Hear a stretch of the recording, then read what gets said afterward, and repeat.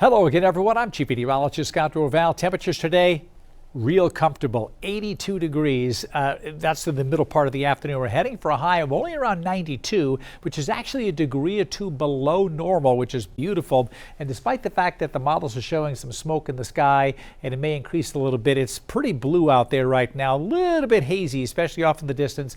Light wind. This was my pick day of the week, and it's really turned out to be a spectacular morning. In the afternoon, again, it's hot, but it's mid-July, and it could be a lot hotter than this. We keep getting breaks, and there's good news if you don't like the heat in my extended forecast coming up. So 82 for Boise, high so far today. You see low 80s, mid-80s. These are coming up throughout the afternoon. And if you're looking at this during the evening hours, these numbers are up. We're going to end up around 92 degrees, but running about 1 to 4 degrees cooler than yesterday. That's all the blue area here, which is cooler. But notice the yellow. This is where it's warmer than it was the day before. So this is where what we'll see coming in tomorrow. We'll see warmer temperatures coming in.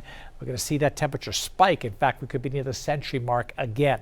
So this is the Cram fire near Madras, Oregon here, northeast of Bend, that produces smoke each afternoon. Then the smoke rides to the east. This is the smoke that was produced yesterday, and then it's drifting right over us. This is this evening here, drifting on down to the south. Another surge of heavier smoke for Thursday. So we may have it a little bit more smoky during the middle part of the day on Thursday. But again, when I say smoky, it's just going to make a haze in the sky. That's all we've really been seeing from this. Another big fire there up in the main salmon. Well northeast of, say, Yellow Pine, but again, way up on the salmon, still producing some smoke for areas of central Idaho as well. Nothing too dramatic yet, but it's early, unfortunately, in the fire season. So the cooler air that we've had overhead is now sliding to the east, and we're going to start to warm up already. There's another reinforcing shot of cool air here. Heat comes in for a couple of days, but eventually cool air to the north and west is going to work its way in, and as it does, we're going to drop our temperature again. It's going to stop it from getting excessively hot. So here's McCall. It's beautiful right now. Beautiful blue sky, light wind, just a gorgeous day. Tomorrow expect 86, 87 on Fridays. The temperatures come up. Not that warm today. And then cooling down on Saturday, and then look at Sunday at 79. So now it looks like we're going to have a prolonged period with temperatures dropping into the upper 70s, which is a little cooler if you're in the McCall area, but in the valleys it's nice because we're not sizzling with the heat. In fact, here it is here.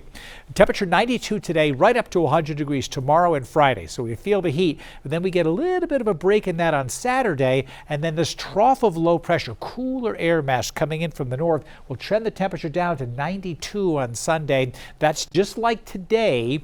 And then on Monday, maybe a few clouds.